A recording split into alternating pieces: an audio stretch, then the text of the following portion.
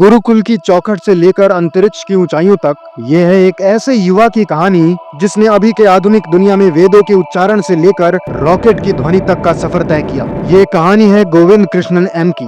केरल के कन्नूर जिले में जन्मे एक बच्चे ने कभी नहीं सोचा था कि उसका नाम भारत के अंतरिक्ष विज्ञान के इतिहास में कभी लिखा जाएगा। गोविंद कृष्णन एम, जिनकी शुरुआती शिक्षा एक केंद्रीय विद्यालय से शुरू हुई, वे 4th क्लास तक उस स्कूल में पढ़े, लेकिन 4th क्लास के बाद उनके माता पिता ने एक ऐसा निर्णय लिया जिसे आजकल के माता पिता कतई नहीं चाहेंगे। वो निर्णय था अपने बच्चे को गुरुकुल में भेजने का। जब आज के माता पिता अपने बच्चों को कॉन्वेंट स्कूल या इंटरनेशनल स्कूल में भेजने की होड़ में लगे हुए हैं, उस दौर में गोविंद के माता पिता ने त्रिशूर में स्थित गुरुकुल ब्रह्मस्वम मठम को चुना। अपने आगे की पढ़ाई को संचालित करने के लिए यहाँ न स्मार्टफोन थे, न लैपटॉप, सिर्फ मंत्र, मौन, अनुशासन और तपस्या। गुरुकुल का जीवन आसान नहीं था। सुबह सुबह 5 बजे जगने से लेकर शाम तक वेदों का अभ्यास, कंठस्थ पाठ, ध्यान और शास्त्रों का अध्ययन शामिल था। यहाँ उन्होंने मात्र 4 वर्षों में ही यजुर्वेद की 5 वर्षीय शिक्षा को पूर्ण समर्पण के साथ पूरा किया और गुरुकुल के शिक्षा के अंतिम वर्ष में उन्होंने आधुनिक शिक्षा की ओर कदम बढ़ाया।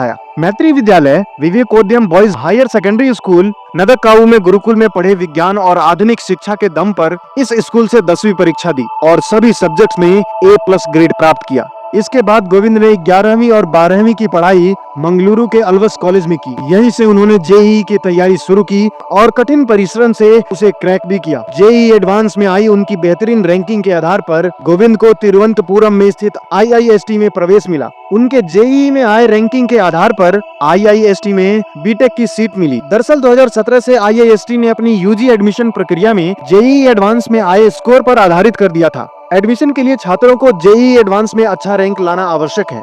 यहाँ से उन्होंने BTech in electronics and communication किया। पढ़ाई के साथ साथ गोविंद ने गेट और इसरो की भर्ती परीक्षा भी दी। उनकी परफॉर्मेंस और ग्रेड पॉइंट अच्छे होने के कारण उन्हें सीधे इसरो के विक्रम साराभाई स्पेस सेंटर में इंटरव्यू के बाद सिलेक्शन मिल गया। आज गोविंद इसरो में एक वैज्ञानिक के रूप में कार्य कर रहे हैं। दरअसल वे इसरो में साइंटिस्ट इंजीनियर SC के पद पर नियुक्त हैं। ये पद इसरो में एक एंट्री लेवल वैज्ञानिक पद होता है, जिसे हासिल करना बेहद प्रतिस्पर्धी होता है। SC पद पर कार्य करने वाले वैज्ञानिकों को रॉकेट, सैटेलाइट, नेविगेशन सिस्टम आदि पर काम करना पड़ता है। साथ साथ इंजीनियरिंग डिजाइन, रिसर्च और मिशन डेवलपमेंट से जुड़े रहते हैं। एक वैज्ञानिक होने के बाद भी उनके अंदर अभी भी वही वेदों की गूंज है, वही शांति, वही ध्यान। वे रोज 1 घंटा वेद अध्ययन और ध्यान करते हैं। गोविंद कहते हैं, वैदिक शिक्षा से करियर सीमित नहीं होता। लोग सोचते हैं कि अध्यात्म और विज्ञान एक साथ नहीं चल सकते, लेकिन मैंने साबित किया है कि संतुलन और अनुशासन से दोनों संभव है। उनकी कहानी बताती है कि गुरुकुल की शिक्षा सिर्फ पूजा पाठ नहीं, बल्कि मानसिक स्थिरता, एकाग्रता